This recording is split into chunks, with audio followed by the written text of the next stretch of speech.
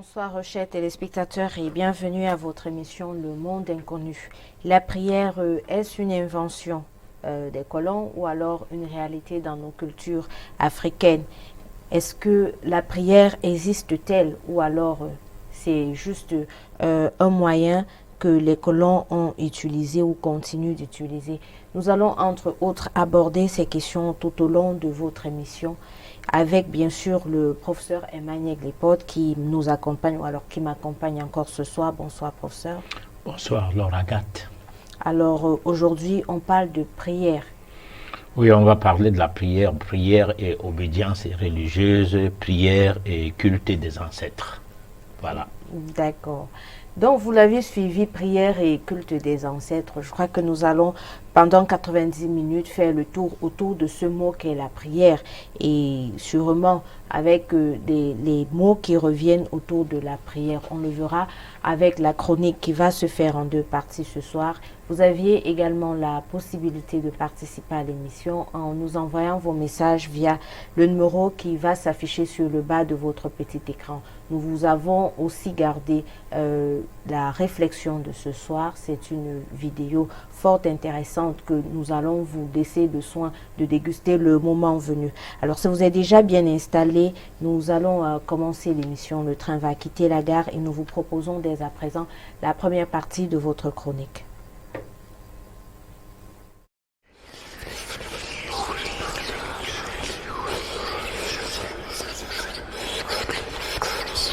Le culte de méditation face à la prière. Prière et obédience religieuse. Lorsqu'on aborde la question de Dieu quelque part, certaines personnes, surtout les gens qui ne sont que des adhérents d'une certaine association religieuse, s'émêlent et s'entremêlent en donneurs de leçons. Pourtant, à les écouter avec beaucoup de discernement, on constate qu'on est en face des personnes qui doivent avoir confisqué Dieu. Elles en ont fait une sorte de lopin de terrain dont ils sont convaincus en être les seuls à détenir le titre foncier. Une telle confiscation de Dieu fait que nos amis religieux ont réduit au rabais cette entité suprême. Ils sont des grands ignorants de ce que représente le côté subtil et matériel de cette entité. C'est là parce que dans ce milieu, Dieu est cette personne qui nous aurait créés à son image. Très compréhensible de savoir d'où il tire leur approche. Toutefois, on sait qu'aucune notion métaphysique de l'existence de cette énergie cosmique suprême ne fait partie de l'enseignement qu'il a prodigué. Comme pour dire que le programme de leur cours ne va pas dans le sens de la connaissance de qui est Dieu en profondeur par rapport à son essence divine et mystérieuse. Simplement, on met l'accent sur comment l'utiliser pour aller en guerre contre son opposant Satan ou le diable. La notion de Dieu est farouchement mystérieuse. Il ne saurait être normal de ranger Dieu dans la limitation de vos cerveaux. Être un croyant ne saurait être quelque chose de fondé par rapport à du simple fait d'adhérer à une religion, car la remarque faite est que les adhérents des groupes religieux, christianisme et islam par exemple, en tant que religion colonisatrice, du cerveau de leurs adeptes se dessine une sorte d'entité qui existe en un vulgaire être humain d'un certain genre et pas plus. Le croyant de ces religions estime que Dieu n'est ni omniscient ni omnipotent. La seule chose tous d'accord est qu'il est quand même un être divin parce qu'il est éternel et tout-puissant. Ce qui est valeureux chez ceux croyants est qu'ils affichent un comportement de gens qui inéluctablement détiennent la vérité absolue. En toute arrogance, sans aucune humilité, ils prêchent à suffisance ce qu'ils croient pour vrai, sans la moindre idée de partage. Car Dieu est leur chose qu'ils prétendent connaître le mieux que quiconque. Longtemps, s'opposer à la manière de croire en Dieu par ces personnes-là était un sacrilège punissable de peine de mort. Aujourd'hui, il y a eu quand même un petit changement. L'embêtant est que nos amis religieux, du fait, ne savent vraiment pas qui est Dieu. Il suffit de suivre ce qui part de leur enseignement ou leur homélie pour le comprendre. Pour eux, Dieu est tout simplement ce qu'on nommerait homme-Dieu. En principe, on comprend pourquoi on nomme aussi les serviteurs de ce Dieu-là, hommes de Dieu. Les mouvements qui tiennent debout sont ceux qui mettent en exergue les attentes du grand public. Les soi-disant hommes de Dieu, qui sont les personnes principales de ce milieu, iront jusqu'à s'exhiber dans le but de produire des miracles, quitte à utiliser de la magie noire, qu'importe. Ils doivent tenir en haleine le public, toucher psychologiquement tout le monde de cette assemblée au nom d'une divinité, même si celle-ci est diabolique, ne fût-ce qu'il soit au nom de Jésus, par exemple.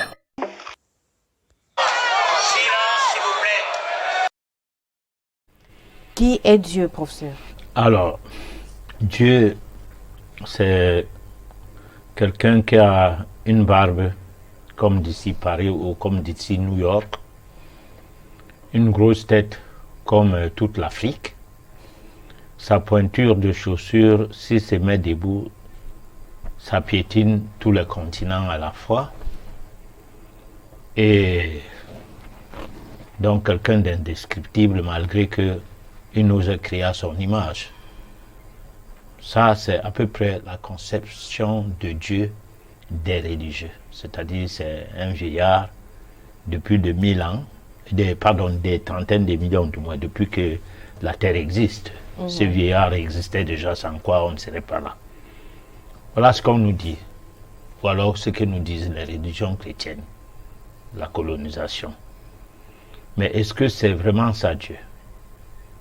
Parce que ce Dieu-là qui souffre et qui peine à nous voir désobéissants et qui ne cesse de nous punir et qui ne cesse de mettre en cause sa propre compétence d'omniscience, d'omnipotence, comme pour dire qu'il est le mauvais arbre pour le mauvais fruit que nous sommes.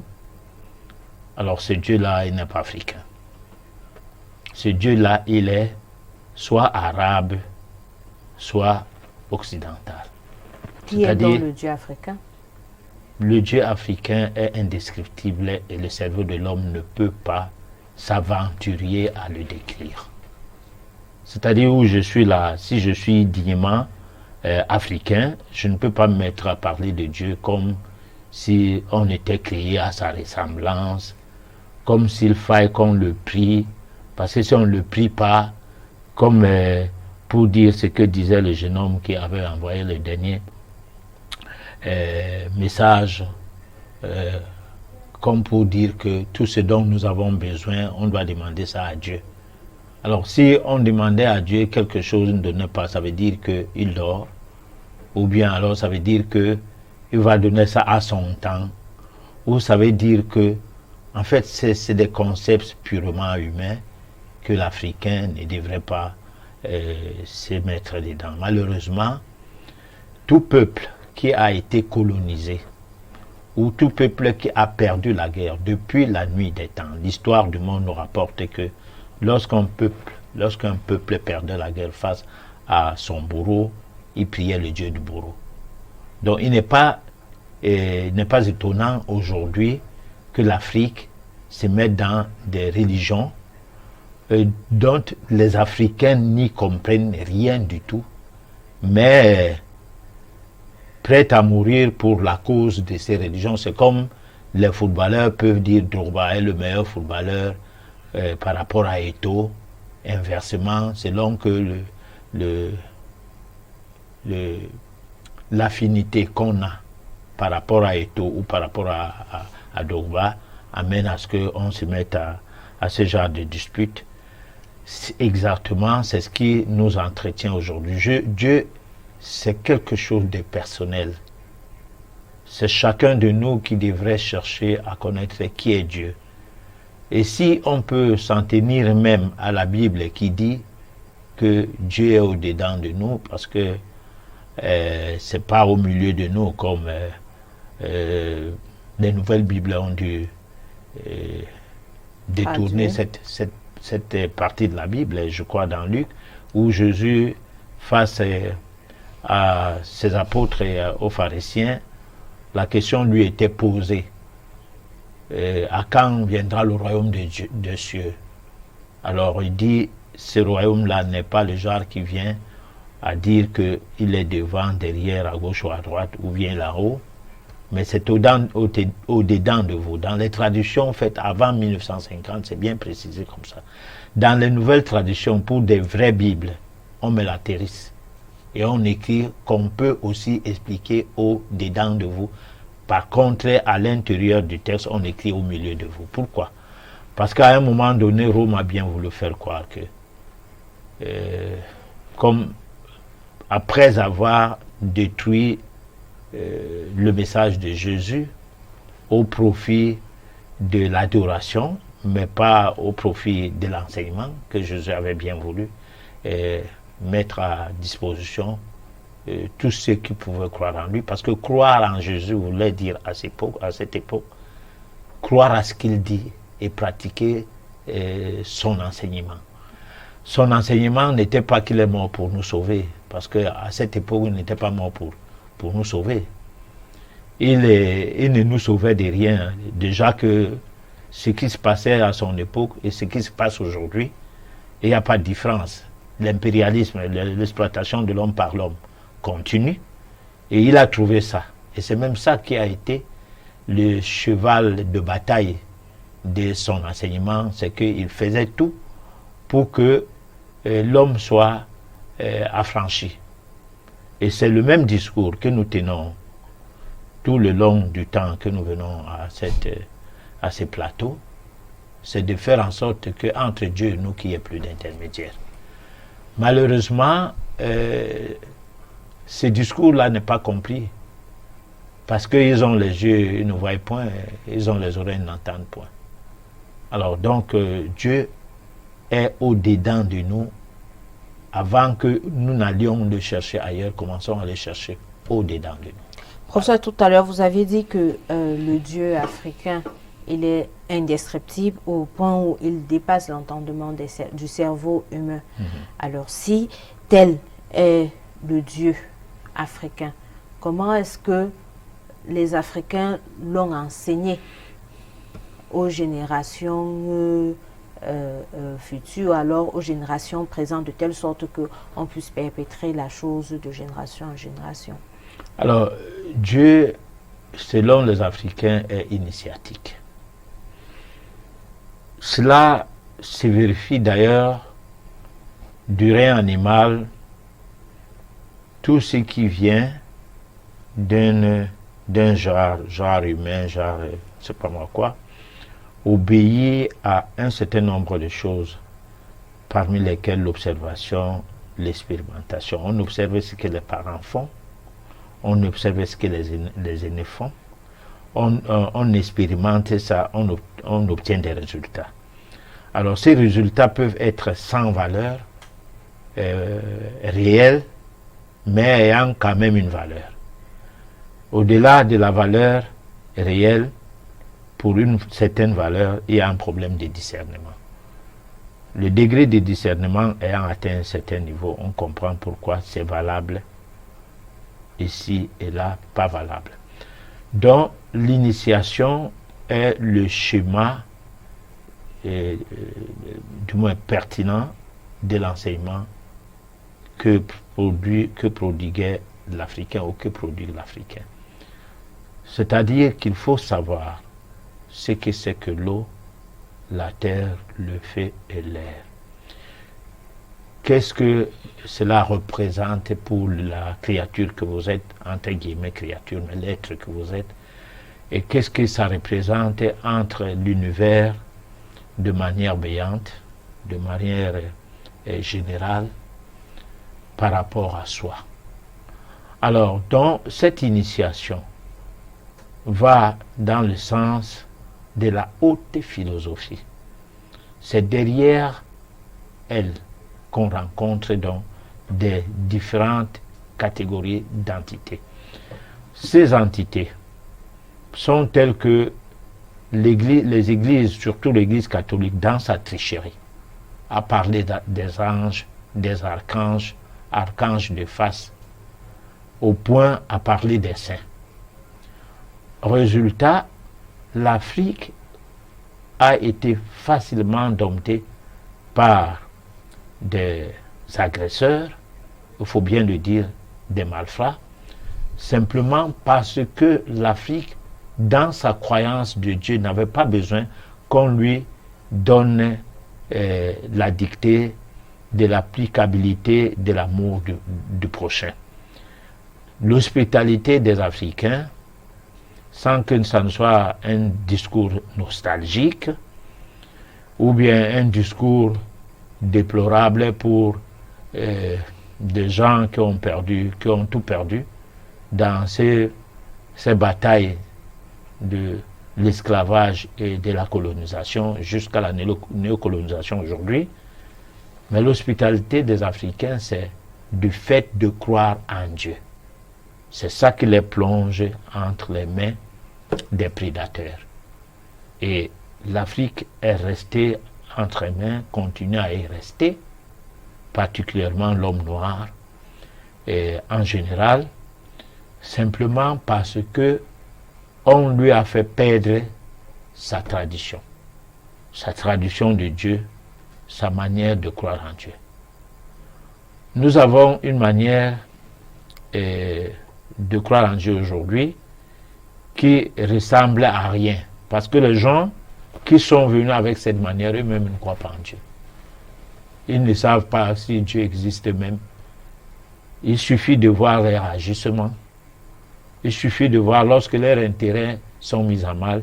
Il suffit de voir lorsqu'ils sont d'un territoire pauvre.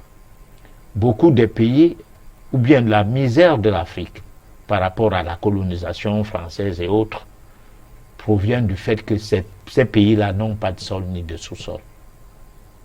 Ils sont comme des parasites qui vivent grâce à l'Afrique.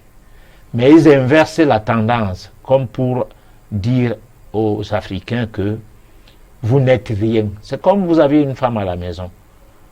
Pour la dominer, il faut que vous ayez eu des diplômes plus qu'elle.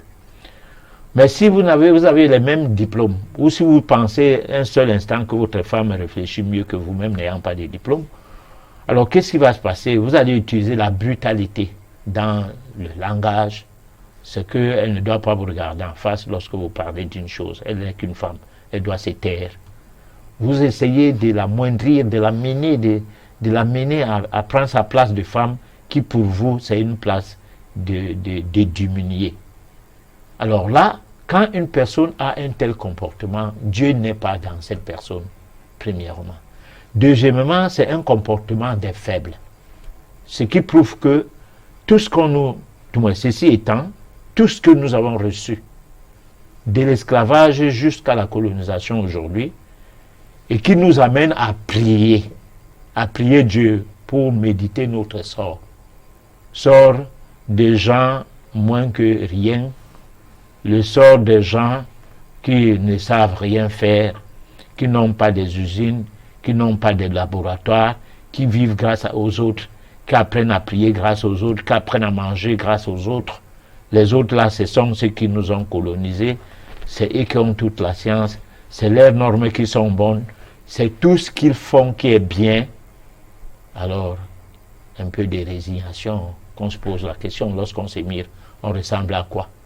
À ces bêtes de somme dont on nous fait croire que nous sommes, ou bien aux êtres humains, comme tous les êtres humains de la terre. Est-ce la couleur de la peau fait que tu es moins que l'autre?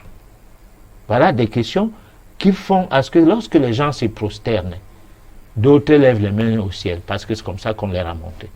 D'aucuns, mettent la tête à terre, peuvent apercer le sol, se faire mal au front, parce que c'est ce qui est de bon à faire comme Dieu, alors que c'est les traditions des autres. Alors, il se passe donc un problème. Celui-là, c'est que entre Dieu et nous, il n'y a pas d'intermédiaire. Qu'est-ce qu'on va donc faire si nous, on continue à mettre entre Dieu et nous des intermédiaires, nous, Africains? Voilà. Alors, professeur, interrogeons encore la croyance africaine. Alors, vous faites allusion, vous avez fait allusion tout à l'heure à ces hommes de Dieu et avec la façon de prier. Alors, est-ce que en Afrique, je vais dire l'Afrique quand elle était Ancienne, encore, voilà, l'Afrique ancienne, est-ce qu'il n'y avait pas des endroits sacrés, c'est-à-dire des endroits où on va faire le culte des ancêtres ou je ne sais pas quoi? Est-ce qu'il n'y avait pas des rites tout comme on le fait actuellement dans les églises, que l'on soit chez les catholiques ou chez le musulman ou alors chez le protestant? Alors, moi, je crois que, comme j'ai dit tout à l'heure, on a triché beaucoup de choses, soit dans le vaudou, soit dans les cultes africains. Les cultes africains qui avaient tout un cérémonial, des rites et tout, qui allaient dans des sens, en des sens précis. C'est-à-dire qu'il y avait des cultes de la récolte, lorsque on peut constater que la calamité est en train de s'abattre dans la société et que il faut faire quelque chose. Il y avait des cultes pour ça, ça c'est vrai.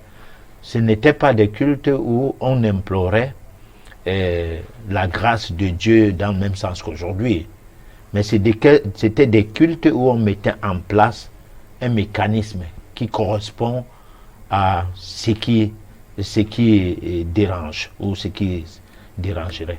Là, je m'explique un peu.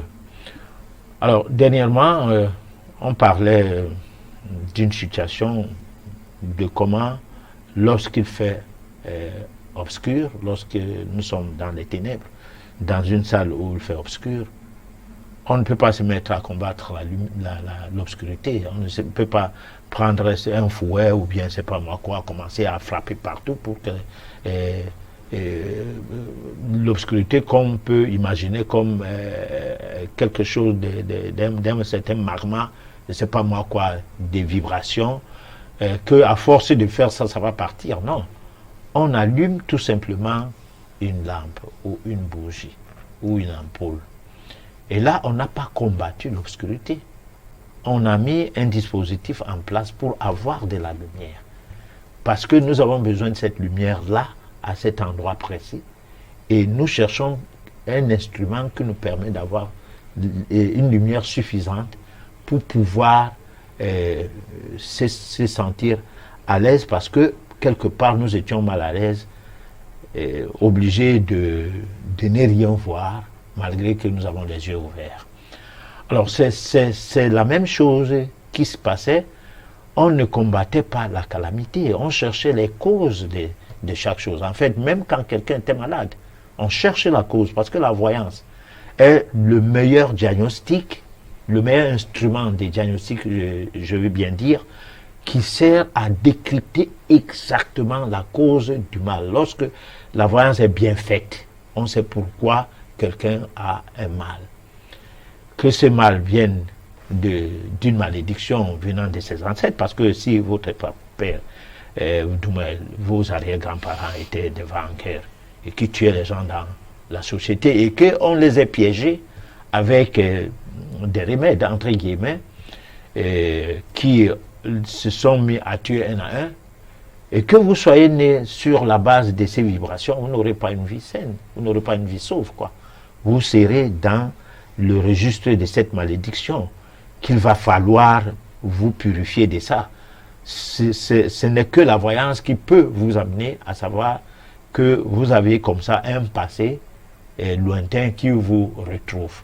Lequel passé, la Bible chrétienne confirme cela en disant que jusqu'à la 4e génération, de votre 4e génération,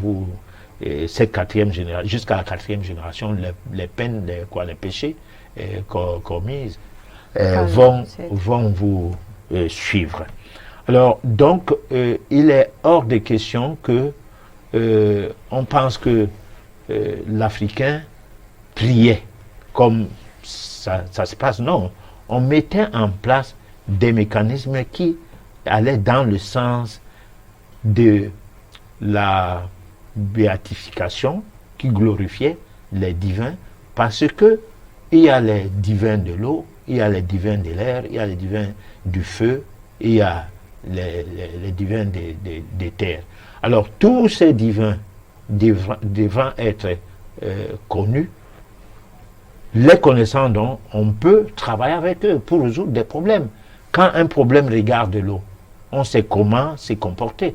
On n'a pas besoin d'aller prier sans cesse pour trouver aucune solution, ou alors pour trouver un semblant de solution qui n'a rien à voir avec la prière, mais qui était simplement un problème de ne pas croire en soi, et que c'était, disons, un problème d'ordre psychologique qui n'avait rien à voir avec du fait de prier, parce que la dernière édition, tu m'as posé une question de savoir qu'est-ce qu'on dirait des gens qui, grâce à la prière, ont résolu leurs problèmes. Mais on ne résout aucun problème avec la prière.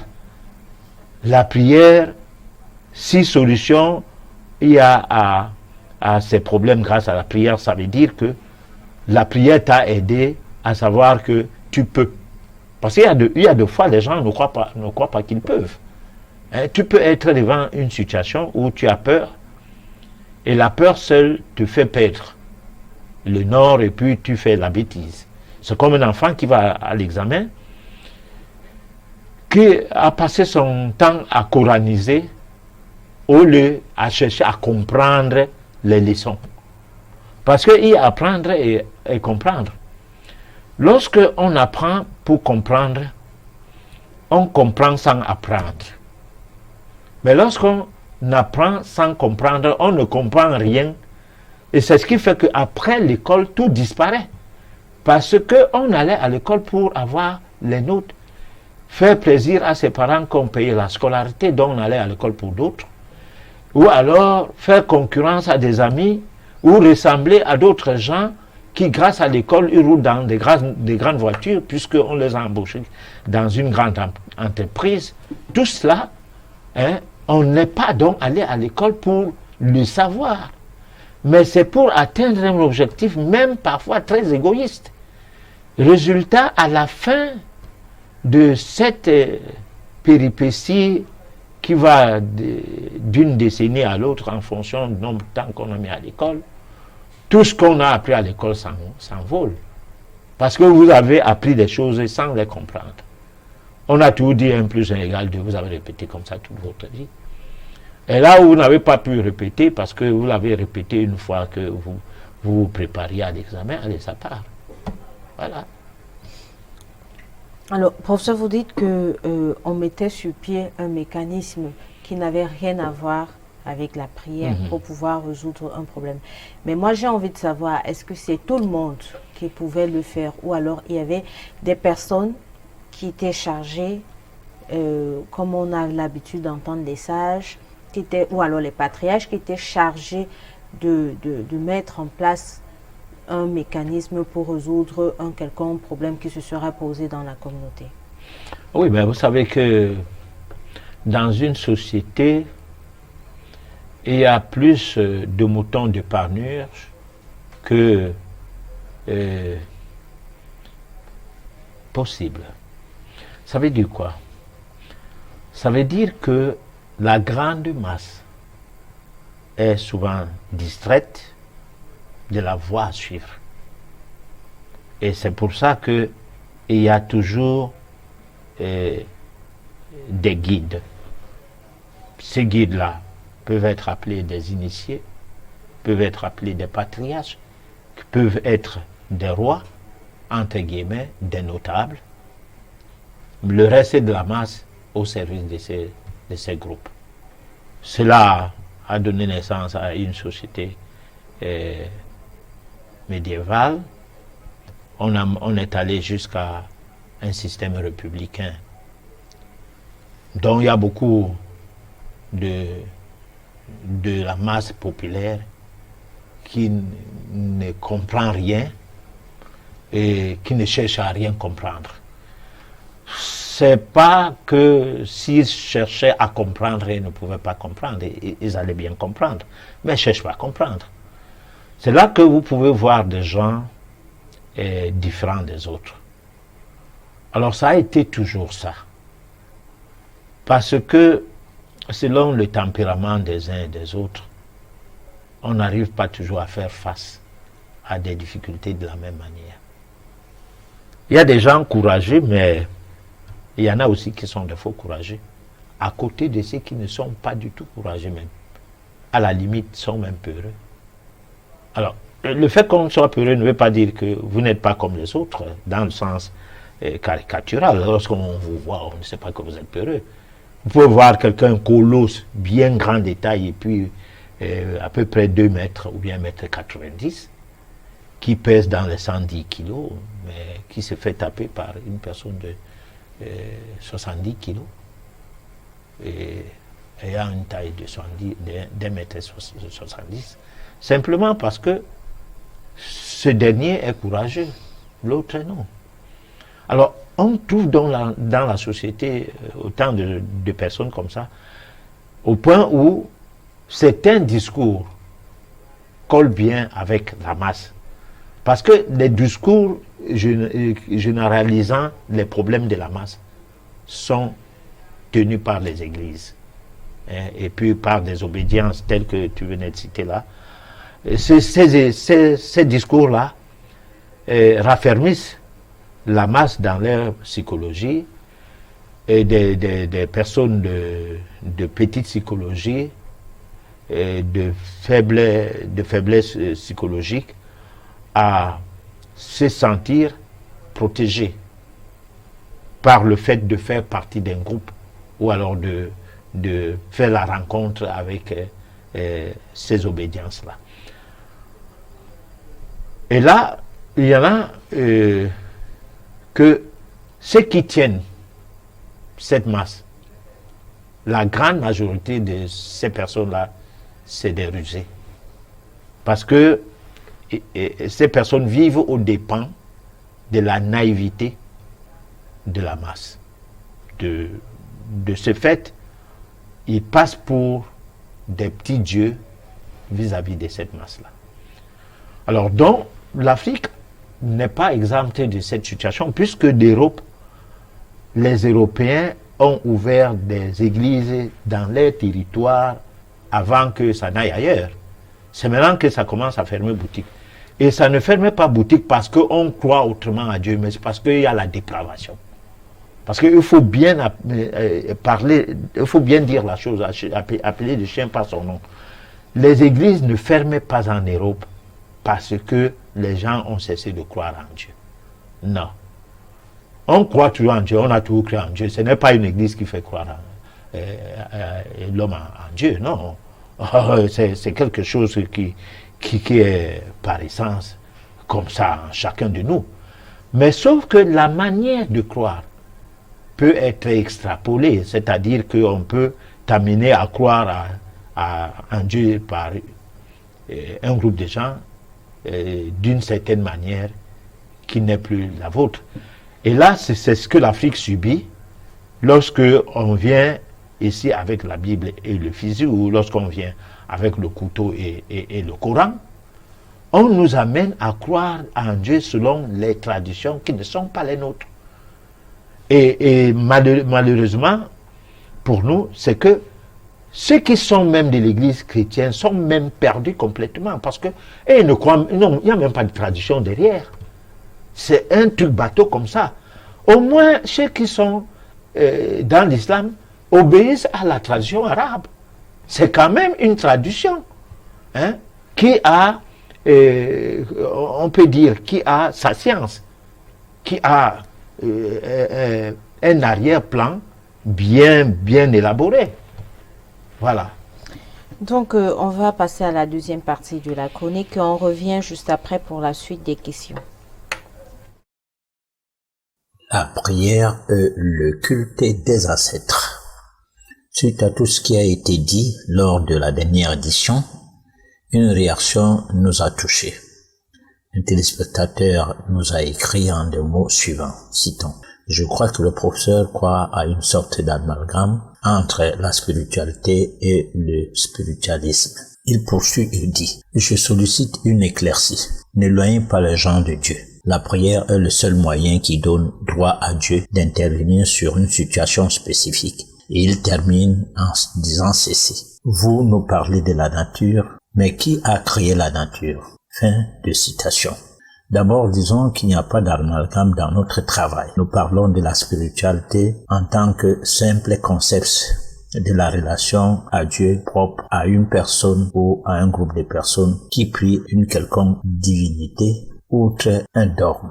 Alors que le spiritualisme est une philosophie ou une doctrine métaphysique qui attribue une relation intrinsèque provenant de l'irréel, expliquant la relation de l'esprit et la matière. Voici les réactions que vous allez rencontrer chez un grand nombre de personnes. C'est à cause de ce genre d'idées que nos frères et sœurs africains font en sorte que les religions poussent comme des champignons sur notre continent, l'Afrique. Vraisemblablement, ils soutiennent que Dieu est un être humain normal, qui veille sur nous, d'accord, mais qui fait en sorte que pour nous donner quoi que ce soit, qu'on le prie longuement. Une telle façon de croire fait oublier aux pratiquants de ce genre de culte qui sont dans les cultes des morts des autres continents, voire des colons. Nous sommes quand même originaires des régions du monde différentes. Chaque personne a ses ancêtres. Pourquoi ne pas faire appel aux siens et attendre la réponse? Si jamais c'est ce genre de salut que les peuples de notre planète se doivent pour retrouver le ciel, c'est qu'aujourd'hui l'Afrique a perdu le Nord. Contrairement à l'approche des religions de nos colons, la véritable croyance en Dieu en Afrique se fait en toute sacralité. Il s'agit de rassembler toutes les forces cosmiques à travers l'initiation. Ces dons n'ont pas toutes disparu. Toutefois, ces initiés de circonstances sont encore là comme gardiens de seuil et on les trouve dans tout le continent pour veiller à ce que cette flamme ne s'éteigne. Pour arriver à dénicher où se trouvent les confréries, tout doit commencer par le respect des idéologies antiques et mystiques qui ne sont toujours pas faciles à comprendre la portée quand bien même elles sont mises à la disposition des communs des mortels. Autrement dit, le jour où les Africains vont comprendre qu'il nous est impérieux de retrouver les traces de nos traditions originelles qui portent toutes nos divinités, dès ce jour-là, notre continent retrouvera son indépendance. Seul le retour à nos sources à travers le culte de nos ancêtres nous sortira de toute forme d'esclavage dont nous en sommes exposés depuis toujours. Alors, le culte des ancêtres, de quoi s'agit-il? Alors, le culte des ancêtres, c'est ce que nous venons de décrire là. C'est-à-dire savoir mettre en place tout le mécanisme de l'eau dans sa double dimension ou sa triple dimension, mais sa double dimension, sa dimension physique, tangible et sa dimension immatérielle, intangible. Même chose avec le feu, même chose avec l'air, même chose avec la terre. Ça veut dire quoi? Ça veut dire que si par exemple, il peut arriver de marcher sur l'eau, que cela ne soit pas un miracle. Parce qu'il n'y a que les chrétiens qui pensent que marcher sur l'eau, c'est un miracle. Non. On traverse un mur. Quelqu'un vient dans la salle, il vous trouve. Mais comme il veut vous faire du mal, un temps de mouvement, il ne vous voit plus. Mais vous êtes hors du mur. Pourquoi? Parce que vous avez la maîtrise de la double dimension de la terre. Et que dès que votre corps touche le mur, c'est comme vous êtes dessous, à l'intérieur du mur, et que vous réapparaissez de l'autre côté. Ces choses-là nous ont été éloignées. Parce que nous croyons. Et on croit à quoi? Parce que c'est comme quelqu'un qui croit et il ne parlait pas. C'est-à-dire, on est là, on apprend l'anglais, ou bien on apprend le français. Lui, il croit au français. Mais il ne sait pas parler. Nous croyons en Dieu, on n'a rien de Dieu en nous. Toutes les connaissances, tout ce qui concerne l'énigme même de la puissance de Dieu est à notre portée, est à notre disposition, même si ce n'est pas à notre portée.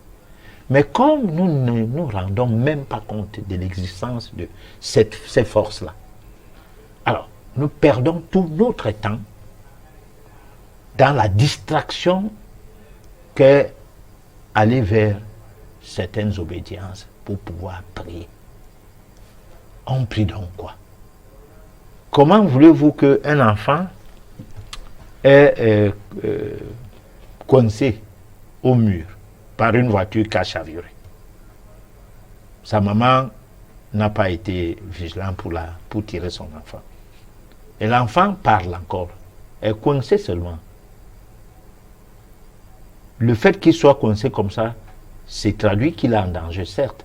Mais il parle, il dit à la maman, fais des efforts, retiens la voiture un tout petit pour que je sorte. Elle est seulement en train de crier, oh bon Dieu, pardon, elle dit que mon enfant ne meurt pas, oh. Elle crie, elle appelle les gens, venez. Mais personne n'est là. L'enfant dit, maman, cesse de crier, pardon. La voiture ne fait que descendre sur moi, pardon, fais quelque chose, tire un peu la voiture pour qu'elle sorte. Elle ne fait que crier. Comme une bonne sorcière, elle n'écoute pas les cris de son enfant. Et voilà que, fin de compte, l'enfant s'étouffe et meurt.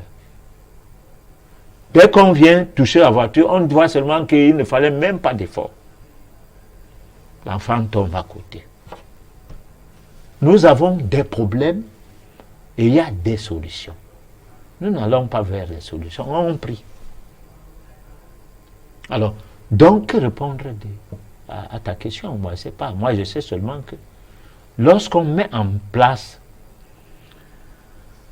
la simple idée qu'il y a des solutions à trouver à ces problèmes, par soi-même, même si vous n'arrivez pas à trouver ces solutions seul et seul, vous seul, il arrivera par enchantement ou par un coup de baguette magique, une personne qui vous vole au secours, sans pour autant avoir trop prié. Pourquoi? Parce que si vous vous mettez à prier, vous risquez de ne pas avoir le degré de concentration nécessaire qui n'est qu'une fraction de minute pour qu'une solution soit trouvée à votre problème. Parce que la prière, j'ai dit tout à l'heure, résolvait des problèmes aux gens qui ont des problèmes d'ordre psychologique. Vous avez tous les diplômes universitaires. Vous avez un bon postulat pour un emploi et vous ne savez pas que quelque part en face de votre maison, puisque vous êtes au cœur de la ville, on cherche les gens pour cet emploi-là. Alors, vous commencez à prier. Vous priez, vous priez. Maintenant, quelqu'un entre chez vous, il voit votre dossier et vous dit que, mais tous les jours, on embauche les gens là. Les gens qui ont ces diplômes. Toi, tu fais quoi? Tu ne traverses jamais la route pour aller déposer ton dossier. Pourquoi? Ça te fait comme pour dire que c'est la prière qui t'a aidé avant que celui-là ne vienne. Non. Il serait venu ou ne serait pas venu, on embauche les gens. On a embauché d'autres gens qui ne sont même pas en train de prier. Peut-être pour ton cas, il fallait prier. Bon, peut-être. C'est comme si il y a une certaine forme de discrimination de la part de Dieu, où d'aucuns doivent prier pour avoir, d'autres non. Ce qui est vrai, c'est que nous devons souffrir pour gagner le salut, entre guillemets, le salut matériel. Et cette souffrance, elle est différente d'une personne à l'autre. Ça, c'est vrai. Mais ça, je l'ai expliqué tout à l'heure en disant que nous ne sommes pas nés dans le même environnement. Il y a nos parents ou nos grands-pères ont fait des choses qui retournent contre nous aujourd'hui, mais qui ne sont pas que ça retourne contre nous. C'est vrai, l'autre fois, j'ai parlé de la réincarnation aussi. Quelqu'un de ce groupe de religieux-là, sans doute, a posé la question, est-ce que je peux prouver que la réincarnation existe? Bon, c'est toujours prouver les choses. Lui, il ne peut pas dire que qu'est-ce qu'on dit même comme ça. Je dois chercher ça de moi-même. Parce que si quelqu'un prend, ça, je vais essayer d'aller de coq à l'âne. Si quelqu'un prend un médicament, voilà, et que il arrive chez quelqu'un d'autre et lui dit, mais c'est quel médicament que tu prends comme ça? C'est cancérogène. Bon, ou bien tu prends les sucreries. Tu appelles ça le jus. Quelqu'un t'interpelle un tout petit peu. As-tu lu les étiquettes de ces produits-là? la codification de ces produits veut dire beaucoup de choses. Oh, tu dors, mais non, arrête ça. Mais moi, je bois ça depuis. Et tout le monde boit ça. Si ça tuait, personne ne sera en vie. Alors, qu'est-ce que vous voulez qu'on fasse? Le moment venu, on va se mettre à prier et ça ne va pas marcher. Pourquoi? Parce que tu t'es empoisonné par toi-même. Tu as eu même, grâce à ta prière, alors Dieu, qui vient, qui t'amène, qui t'envoie quelqu'un qui t'interpelle en te rappelant à l'ordre en disant arrête de boire ces choses-là, sont des colorants. Et toi tu dis oh arrête ça. Alors, mais tu es en prière, tu pries bien. Pourquoi es-tu malade maintenant à cause de ces colorants-là? Donc moi je pense que si parce qu'on va faire n'importe quoi, parce que moi j'entends dire, j'ai donné cet exemple expressément, parce que j'entends dire les gens que c'est qu'on met la main dans la bouche ne tue point. Ils disent pas ça, ils disent ça dans la Bible. Et ils appliquent ça dans leur vie, mais sauf ce qui sort de la bouche. Là, ils disent ici, c'est Actes des Apôtres, quoi, là-bas, machin et tout, ou Nicodème, ou qui parlait, quoi, avec tout ça, la toile des choses descendait, et des araignées, les ceci, les cela, et Dieu disait, prends ça, mange, et lui, il disait, il répondu que ce n'est pas des choses qui sont normales pour notre peuple. Et là, Dieu rétorque en disant machin et tout, bon, tout ça. Alors, résultat, lorsqu'on est dans ce genre de croyances, qu'on s'empoisonne bien, parce que je connais un pasteur, je discutais avec lui un jour, j'étais chez un ami, l'ami là est avocat, mais il est ancien de l'église quelque part. Il est même plus de l'église qu'être avocat, parce qu'il perd les procès facilement, mais il ne peut pas lire sa Bible. Alors, résultat, dans son salon, il y avait un grand culte. Quand on a fini, on a présenté un genre d'aliment qui m'a paru bizarre.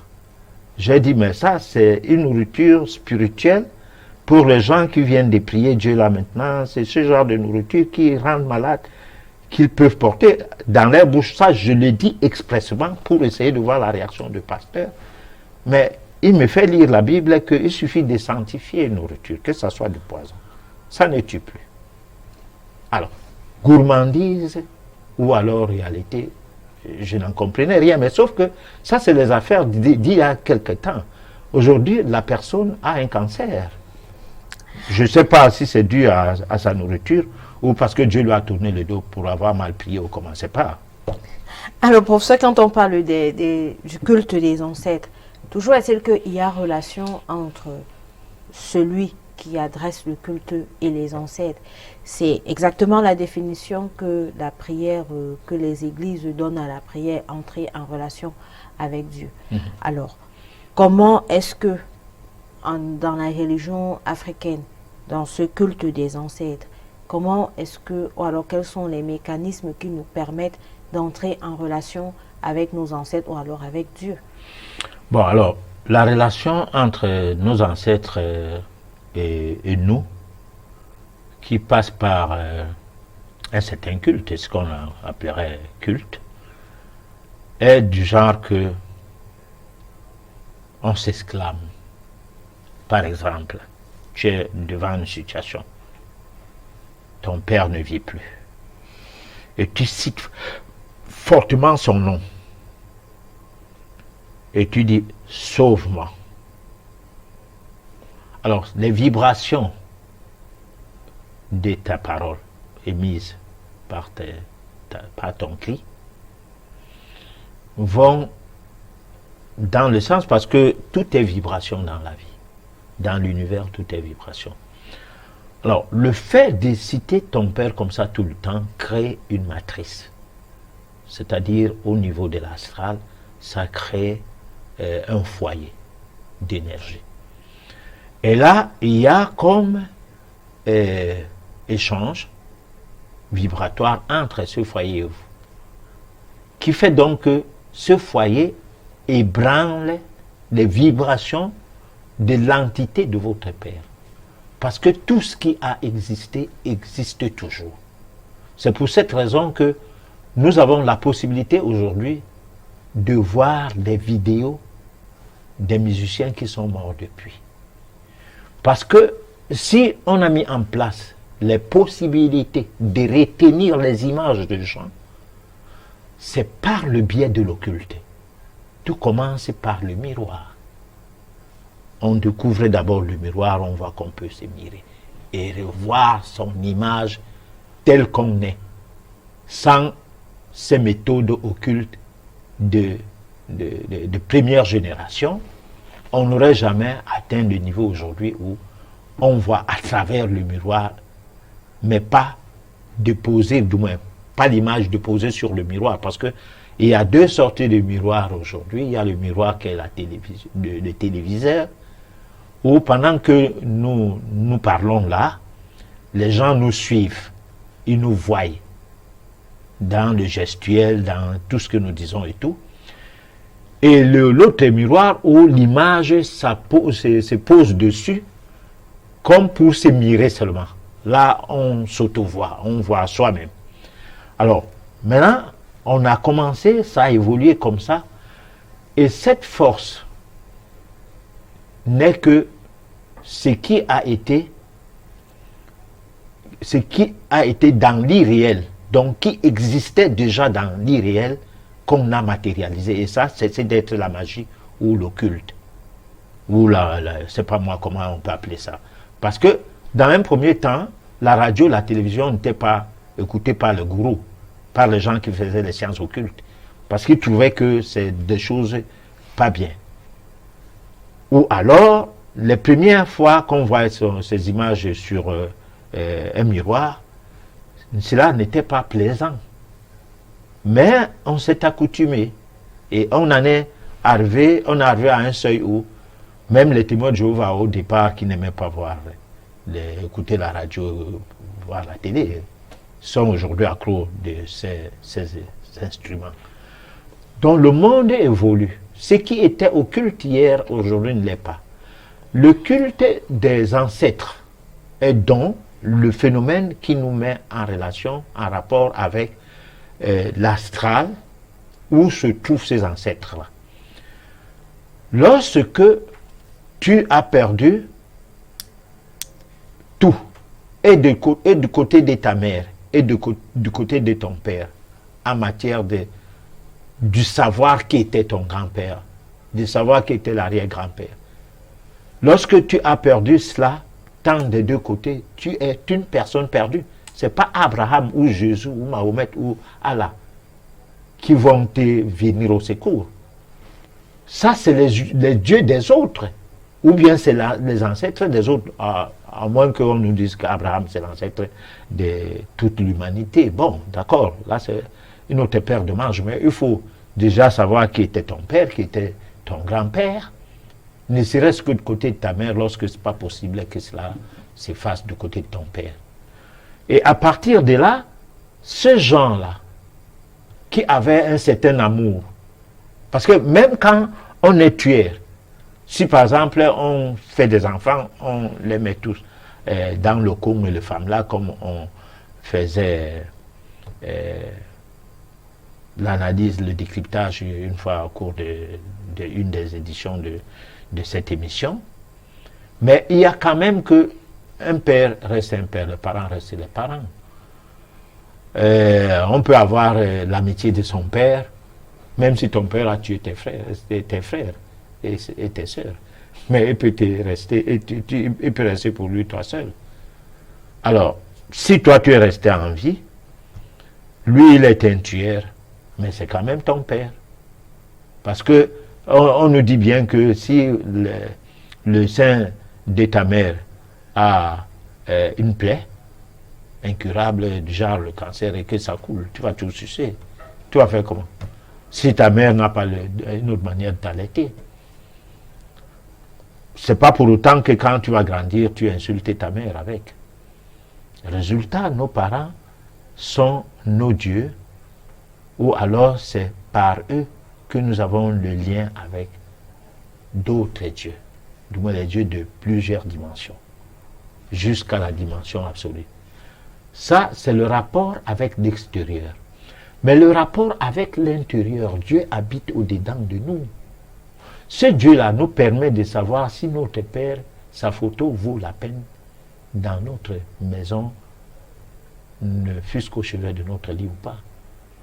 Parce que, au lieu de mettre les photos des saints des autres dans la maison, mets les photos de tes parents dans ta maison. Mets la photo de ton père dans la maison. Tu as honte? Mets ça.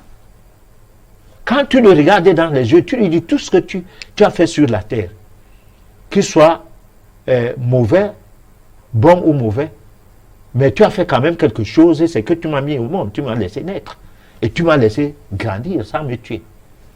Donc là où tu es parti là-bas, fais attention. Moi, j'attends les résultats, pas comme un enfant maudit, même si toi tu étais maudit de ton père, moi, je n'ai jamais l'édiction de toi. Voilà la vraie prière que tu adresses à quelqu'un qui est ta personne et qui donne ses yeux et tes yeux se regardent. Et à force de regarder ses yeux comme ça, tu peux à un moment donné avoir une photo magnétique qui va faire en sorte que tu vas voir ces yeux bouger et donner réponse à des situations telles que quand ça bouge comme ça veut dire comme ceci ou comme cela. C'est ça le culte des morts, ce n'est pas simplement un culte vague comme ça.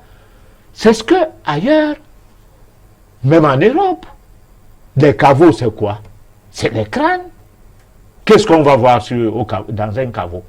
Ce n'est pas tout le corps de quelqu'un qui est couché, mais c'est sa tête. Hein? Si en Afrique on reproche le culte des crânes, quelque part, comme pour parler du mal contre le culte des morts, mais ailleurs il y a des caveaux. Ou alors que dirait-on du fait que quand on tuait un roi en Afrique, on lui coupait la tête et on partait avec cette tête-là? Pourquoi? Ces gens-là qui pensent que la tradition c'est les choses des autres, qu'est-ce qu'ils font avec les têtes des gens où jusqu'au jour d'aujourd'hui certaines de ces têtes restent dans les pays de l'Occident? Qu'est-ce que ces têtes-là font là-bas? Alors, le culte des morts, quand ils confisquent les têtes des nôtres comme ça, c'est par là qu'ils nous dominent.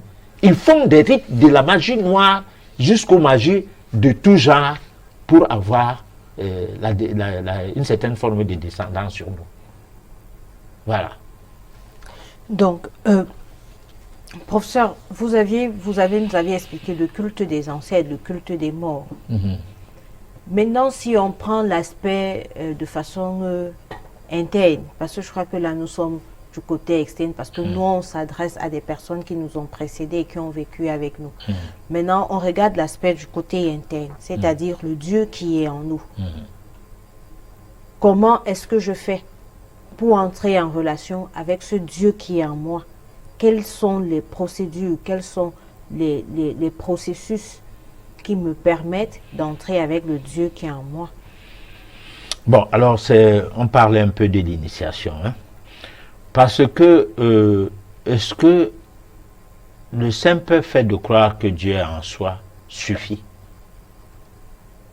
Ça suffit pour les gens qui, au cours de cette vie, n'ont pas besoin d'une certaine forme d'initiation, simplement parce qu'ils étaient déjà initiés. Parce qu'au cours des vies successives, il peut arriver une séquence, dont une incarnation, où vous n'avez pas besoin d'aller au culte, vous n'avez pas besoin de mouvement initiatique, vous n'avez besoin de rien. Vous avez besoin de vous reposer un peu de toutes ces choses. Parce que la dimension atteint, l'environnement dans lequel on est, ne vous permet plus d'aller de l'avant. Parce qu'il n'y a rien comme structure qui vous accueille ou qui accueille encore votre âme. Donc vous êtes en vacances. Vous êtes né à cet endroit précis pour faire autre chose, peut-être pour prêcher la bonne nouvelle. La bonne nouvelle, c'est quoi? C'est la nouvelle initiatique. Ce que nous prêchons là ce soir, c'est ça la bonne nouvelle. La bonne nouvelle n'est pas que quelqu'un est mort pour nous sauver. Hein? Chacun portait sa croix, la preuve, il a porté la sienne. Portons nos croix. Alors comment reconnaître donc qu'on a les croix à porter? Ça, c'est ça ta question. Pour reconnaître qu'on a le poids à porter, ce n'est pas quand on a tout du bien, lorsqu'on est à l'aise. Quand on est même trop à l'aise, là, c'est mauvais. Parce que tu as les voitures, tu es tout petit, tu as déjà une voiture, tu as une jolie maison, tu dors sur un lit pivotant, c'est-à-dire tu appuies un bouton, le lit commence à te bercer, et tout est en or. Ah. Fais attention, au cours de la réincarnation future, tu auras à manger les cailloux. Hein? Parce que je suis très convaincu que c'est un président de la République, je ne cite pas le nom, mais peut-être le vieux Zahir, tout ce qu'il a eu de bon au cours de cette incarnation, l'incarnation future ne lui réserve pas les roses sur un plateau d'or. Non. Donc, les actes que nous posons maintenant sont de nature à nous amener, du moins, les actes que nous devons poser maintenant doivent nous conduire à doivent aller dans le sens du questionnement. C'est-à-dire, nous posons les actes parce qu'on se questionne. On se questionne en disant, qui suis-je? On se questionne que je sors d'où? Je suis là pourquoi? Et après, c'est quoi? Ça, si cela nous préoccupe, le cerveau va céder sa place au cœur. Le cœur va ouvrir ses yeux et ses oreilles. Et là, les informations, ou alors l'inspiration, ou des messages, vont venir vers nous, ou vers soi, et vont s'implémenter dans le sens à nous donner une orientation pour aller vers la communion avec le Dieu intérieur. Parce que ce Dieu intérieur qui est le chauffeur de notre carcasse, la carcasse étant le corps physique, ce Dieu intérieur étant sans doute l'âme, est inexistant pour nous. Tout ce que nous faisons, c'est sur le plan matériel. Et on a tellement bien fait ça avec l'école, avec les églises et tout, que notre cerveau est pleinement concerné par le fait que on est bien lorsqu'on est matériellement, lorsque cela s'éprouve matériellement. C'est-à-dire, si tu as une jolie maison, peut-être c'est là même que il est prouvé que Dieu t'aime. Si tu as des jolis habits, des voitures, si tu es dans l'abondance matérielle, c'est-à-dire avoir un fou dans un coin de la rue, tout nu, cela ressemble un peu à quelqu'un que le diable est acquis à sa cause, ou le diable l'a complètement pris en otage. Parce que quand on est devant un fou, c'est un malade. Et quand on est malade, dans le sens de la folie, c'est qu'on est avec le diable. C'est le diable qui marche nu. Dieu marchait avec les avions, avec les fusées, avec tout. Le diable marche à pied, sans chaussures. Bon. Mais, il peut s'avérer que ce fou-là, il est spirituel. Il n'embête personne. Peut-être la pudeur, parce que on le voit nu. Mais le voir nu, pour l'ensemble des gens, c'est un fou. Donc ce qui fait que cela ne dérange personne, c'est un fou, on le voit tout le temps. Par exemple, nous, à Douala, dans notre ville de Douala, il y a des gens qui marchent nus. Du 1er au 31, tu le rencontres, il ne dérange personne, il part à la poubelle. S'il y a quelque chose à se servir, il se sert, s'il n'y a rien, il traverse. Parfois, il boit l'eau de caniveau, parce qu'il n'y a plus de bornes fontaines depuis. Il n'y a plus l'eau au Cameroun, du genre que le commun des mortels peut boire de l'eau. Mais on nous dit tout le temps en médecine, buvez beaucoup d'eau. On boit l'eau sans voir ça. Alors, donc le fou va vivre des années où il est malade en dehors de ses troubles mentaux, on ne sait pas. Par moment, il est couché sur un trottoir pendant un bon bout de temps, Après, il se relève, commence encore à marcher. Peut-être pendant cette période, parce qu'il était malade. Résultat, qui est spirituel et qui ne l'est pas? Est-ce que les fous vivent donc parce qu'ils prient Dieu? Est-ce que les fous, parce qu'ils ne prient pas Dieu, c'est pourquoi ils sont dans une certaine forme de précarité, c'est-à-dire qu'ils frustrent l'entendement, il a une maladie mentale, il est nu, il est ci, il est ça, donc il n'est pas de Dieu. Alors moi je me porte en faux, on ne sait pas qui est de Dieu et qui ne l'est pas. Ce n'est pas le matériel qui fait à ce qu'on soit de Dieu. C'est quelque chose d'autre. Par rapport à sa mission, par rapport à son incarnation, vous pouvez accomplir une mission dans la folie. Les fous peuvent être des agents de renseignement qui dénichent des mauvais gens et les mauvaises choses qui se pratiquent. Mais ces fous-là ne sont pas des agents de renseignement parce qu'ils sont devenus fous à cause de ça. Ils sont fous déjà. Mais ils découvrent des choses et ils donnent des renseignements à qui de droit, sans qu'on ne sache trop qui a donné ces renseignements. Il peut écrire un truc quelque part et jette. Là où c'est que les gens de renseignement sont là tout le temps. Et ils disent, ils traquent les bandits. Personne ne saura qui donne ces renseignements. Il a un rôle de pureté dans la société, de purification de cette société-là. Et lui, ces gens qu'on arrête là ne sont pas les gens que le policier va laisser encore demain venir nuire les gens au quartier. Non, c'est des gens très dangereux que la société et les autorités recherchent, par exemple. Alors, professeur, tout à l'heure, vous nous aviez dit qu'à un moment, il faut laisser entrer en relation avec son Dieu interne. C'est à un moment laisser le cœur parler, le cœur voir, le cœur entendre. Mais moi, je demande encore, est-ce que je me couche et je dis mon cœur parle, mon cœur ouvre tes yeux. Je fais comment pour amener mon cœur à ouvrir ses yeux, ses oreilles, pour me faire comprendre peut-être qui je suis, ce que je dois, quelle est ma mission sur Terre, pourquoi je suis sur Terre et tout le reste. Je fais comment? Alors, la première chose, je crois que cette émission est la suite, cette édition. Nous sommes dans une autre série d'éditions portées sur l'occulte de méditation face à la prière. Alors, c'est la suite de la mystique de l'alimentation et la spiritualité. Alors, ça veut dire quoi? Ça veut dire que de temps en temps, il faut revenir pour amener les gens à comprendre qu'il y a des aliments qu'on mange pour une préparation qui permet à ce que l'être intérieur prenne le dessus sur l'être extérieur. Si nous mangeons bien l'oxygène, si nous mangeons bien l'hydrogène, l'eau et autres, et si nous avons un bon choix de nutriments, ça veut dire que nous avons une bonne digestion, nous avons une bonne purification du sang, nous avons donc une bonne circulation du sang, nous ne développons pas l'hypertension, le diabète, les maladies cardiovasculaires, les maladies de civilisation et tout.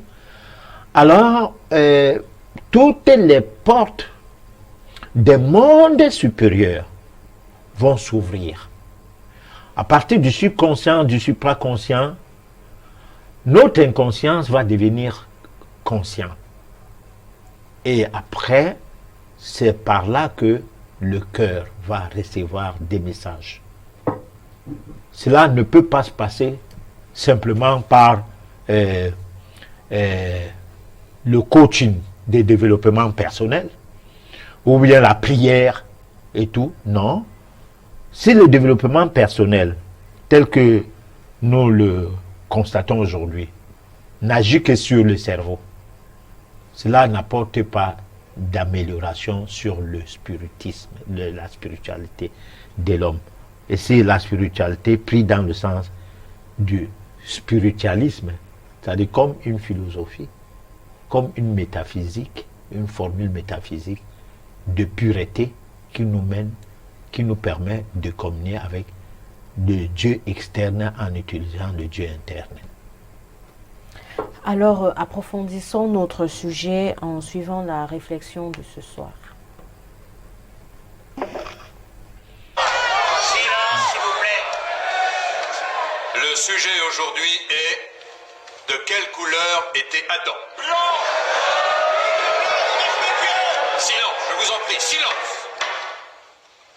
Nous allons commencer avec Mikhail Lebovitch. On vous écoute.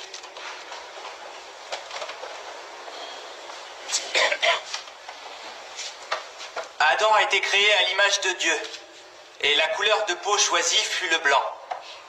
Nous étions tous blancs au début. Mais après le déluge, Noé et ses fils sortirent de l'arche. Noé maudit la descendance de son fils Ram, et parmi eux son petit-fils Canaan. Maudit soit Canaan, qu'il soit l'esclave de ses frères. Genèse chapitre 9, verset 25. Kama est une priorité pour les Elohim, car ce continent, ne l'oublions jamais, qui a été peuplé par les premiers humains que les Elohim ont créés. Adam et Ève étaient noirs, je l'ai dit, je le répète, parce qu'on a tendance à l'oublier. Alors, ensuite, comme vous le savez, et c'est pour ça que j'ai récemment nommé deux éminents professeurs guides honoraires de l'humanité, la civilisation africaine était florissante, était merveilleuse, quand les Européens vivaient encore dans des huttes, étaient extrêmement primitifs, ne connaissaient ni l'astronomie, ni la philosophie, absolument rien. Et alors qu'en Afrique, c'était déjà extrêmement développé. Et puis, c'est monté, puisque, comme le disent ces deux éminents professeurs, l'Afrique des pharaons, que les Européens ont blanchi tout d'un coup, parce que ça leur déplaisait, qu'il y a eu des civilisations avancées qui étaient noires. Ça, c'était insupportable, parce que sinon, ça ne pouvait pas cadrer avec la colonisation et avec l'esclavage. On ne colonise pas des gens qui sont plus avancés que vous. On colonise des gens qui sont un peu des singes, un peu en arrière, un peu... et on esclavagise aussi des gens comme ça, mais pas des gens qui sont plus en avance que vous. De la même façon qu'un des généraux de Napoléon, quand il est arrivé en Chine, quand il est arrivé, ils ont colonisé toute l'Asie, évidemment, l'Inde, puis la Chine, quand ils sont arrivés à Pékin, le Français, persuadé de sa supériorité, comme ils le sont toujours, à Versailles, le plus beau palais du monde, il arrive et il voit le palais d'été de l'empereur de Chine, qui fait ressembler Versailles à une niche à chiens, parce que c'est tout petit à côté du palais d'été. Et non seulement extérieurement, mais la beauté, la culture, le raffinement, les écrits, tout ce qui est dedans est tellement plus beau que la culture française qu'il est en colère et qui fait brûler le palais d'été de l'empereur de Chine, qui va brûler pendant des mois tellement il est grand, parce qu'il ne supporte pas. Ils ne peuvent pas coloniser un pays dont la culture est plus belle que la leur. C'est la même chose en Afrique. Vous savez que, comme ces deux professeurs l'ont dit, la civilisation grecque, parce que ça c'est le mythe de la civilisation grecque qui a donné la plus belle civilisation du monde, pas du tout. Il y avait parmi les Grecs des Noirs aussi. Et maintenant, et ces deux professeurs commencent à le dire, tout vient de vous, tout vient de vous. Alors, il faut arrêter, et les Raéliens sont particulièrement responsables d'enlever ce complexe d'infériorité qu'il y a chez les Noirs, de se dire « Ah oui, mais les Blancs ont tout inventé ». C'est pas vrai, c'est faux. Vous avez tout inventé. Les Elohim sont avec vous dans ce combat qui est un combat très long. Vous travaillez pour vos enfants et vos petits-enfants, mais il faut le faire. Parce que de la même façon que vous devez, par respect pour vos arrière-arrière-grands-parents qui ont été massacrés et esclavagisés, abandonner les religions occidentales, la langue occidentale. Je vous parle en français, j'espère que dans le futur, je pourrai vous parler en anglais. Pourquoi ? Parce qu'il faut rejeter la langue française. La langue française, c'est encore un instrument de la francophonie, la francophilie. C'est un instrument pour vous conserver en infériorité. Il faudrait que toutes les écoles des anciennes colonies françaises apprennent l'anglais, qui est la langue internationale de facto, de fait. Et puis, par respect pour vos ancêtres, comme l'a très bien écrit Uriel dans son livre, un noir chrétien est un traître à la mémoire de ses ancêtres. Il faut vraiment que vous preniez conscience de ces chaînes mentales. Mao Tse-tung l'avait dit, une vraie révolution est d'abord culturelle. Il faut que cette révolution culturelle se passe dans votre tête. Vous êtes des descendants de civilisations très anciennes, beaucoup plus riches et beaucoup plus anciennes que les civilisations blanches. Vous avez tout en vous. Vous vivez sur un continent où il y a toutes les richesses. Vous avez des génies en herbe et adultes. Ces deux professeurs en sont des exemples. Vous avez les plus belles femmes du monde. J'en vois qui sont ici assises au premier rang. Vous avez tout. Alors, redressez-vous, peuple de Kama. Faites plaisir aux Elohim. Devenez réellement indépendants. Voici de retour sur notre plateau. Alors, professeur, cette réflexion, sur cette vidéo, on parle du peuple de Kama qui serait apparemment le peuple africain. Ouais. Bon, moi, peut-être pour ne pas nous appesantir sur les commentaires de cette vidéo, c'est qu'il dit une chose, que si vous êtes chrétien, vous avez trahi vos ancêtres. Ça, moi, sa phrase-là m'a beaucoup touché parce que c'est comme quand on refuse son nom. Si par exemple, au lieu qu'on m'appelle Nyeklipote, on restait sur Herman. Bien entendu que Herman n'est pas un prénom dans mon nom. Il y a des risques que mes grands-parents ne bougent pas lorsque je suis en difficulté, que je crie au secours en s'exclamant de leur nom. Il y a des raisons, il y a bien des raisons qu'ils ne bougent pas parce que ils ne me connaissent pas. Ces mots n'ont pas de vibration. Ces mots, les lettres de ce mot n'ont pas de vibration de nature à les secouer, à les faire bouger. Voilà, là, moi, j'ai retenu ça. L'ensemble, je crois que chacun a prendre, pu, voilà. Effectivement. Voilà. Donc, nous allons prendre le SOS téléspectateurs parce que des messages, nous en avons. C'est le moment d'y apporter des réponses.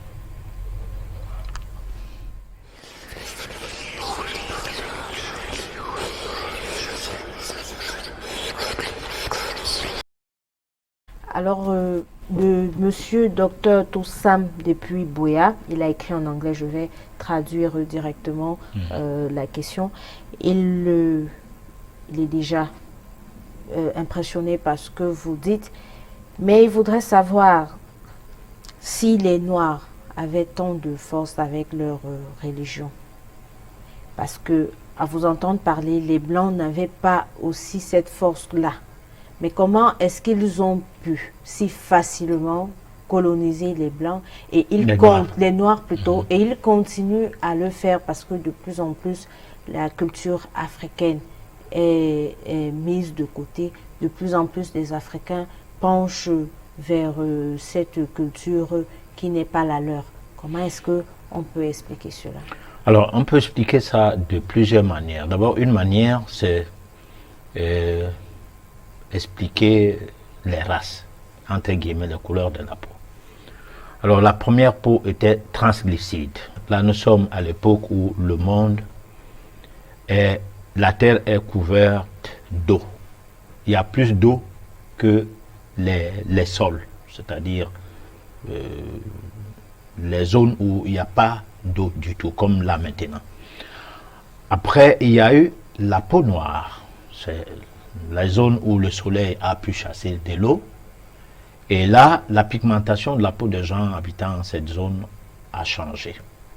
À peu près ça. Ça, c'est, disons, on peut dire que c'est allégorique, mais c'est comme ça. Et chacune est née ainsi le début des civilisations, c'est-à-dire des porte-flambeaux. Les Noirs ont été des porte-flambeaux de ce monde. Ils ont conduit le monde en civilisation numérienne jusqu'à une certaine période. Ils ont prêté le flambeau aux Atlantéens.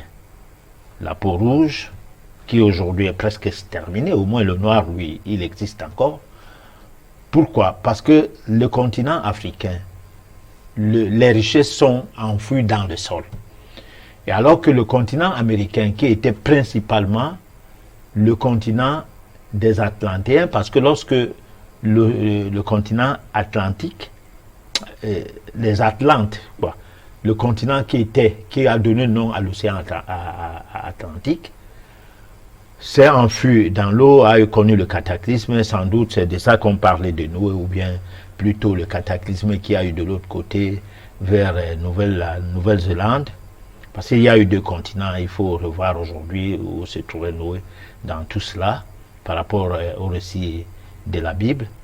Alors les rouges se sont trouvés en partie en Amérique. Et l'Amérique, les habitants de ce continent ont eu la malchance qu'il y avait des montagnes d'or dont les richesses étaient exposées. Les Européens se sont entretués pendant que dans le même temps ils tuaient les autochtones. Et ils en ont fait leur territoire.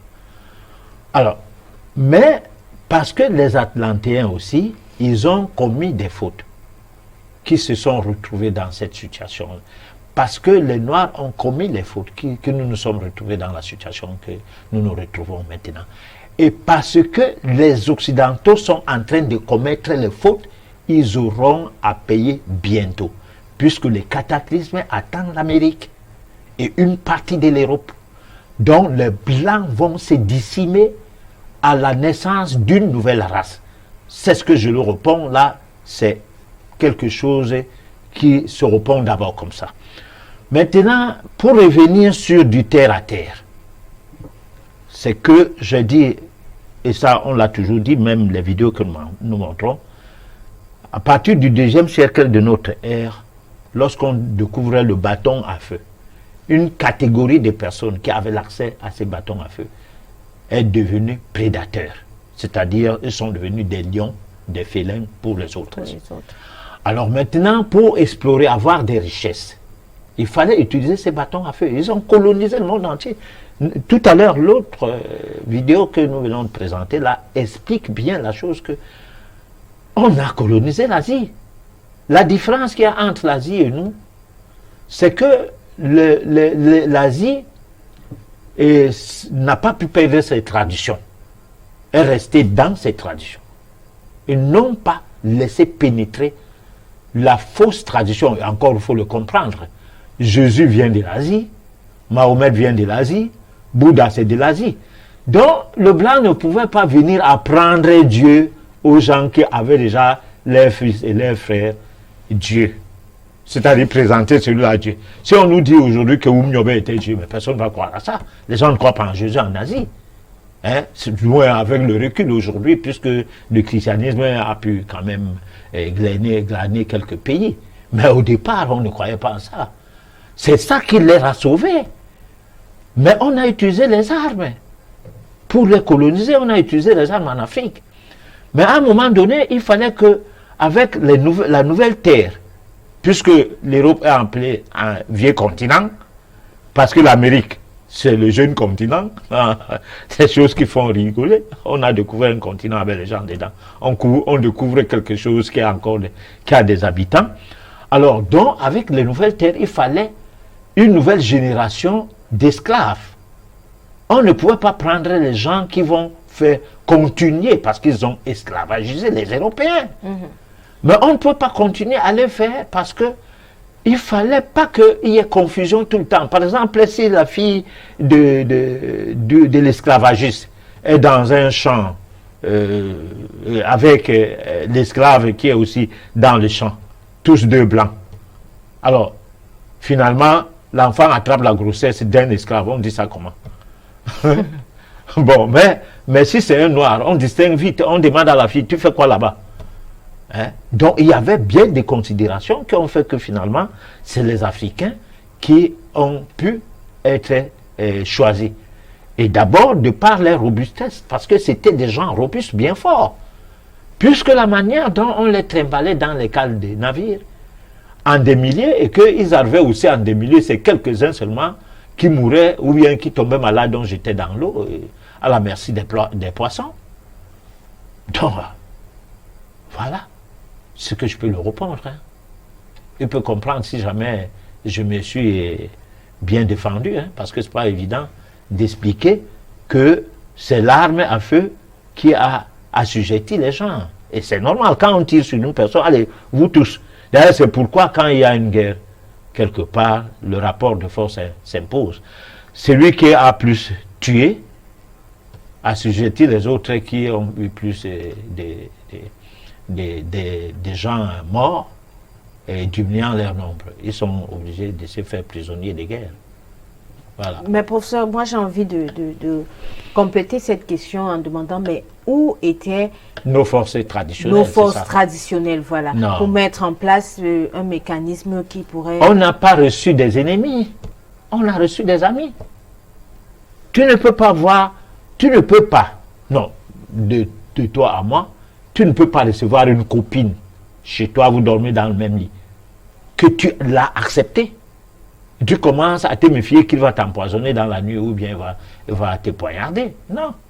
C'est ton copain, c'est ta copine, quoi. C'est les choses de mari et femme, là. Quand tu es avec un homme, tu sais que c'est ton copain. Avant même que vous ne vous mariez, vous faites les lits ensemble.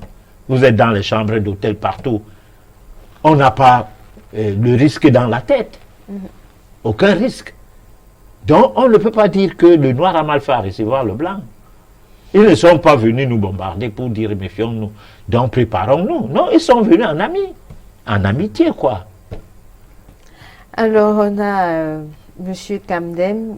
Bonsoir, professeur. Merci de l'éveil de conscience que vous faites.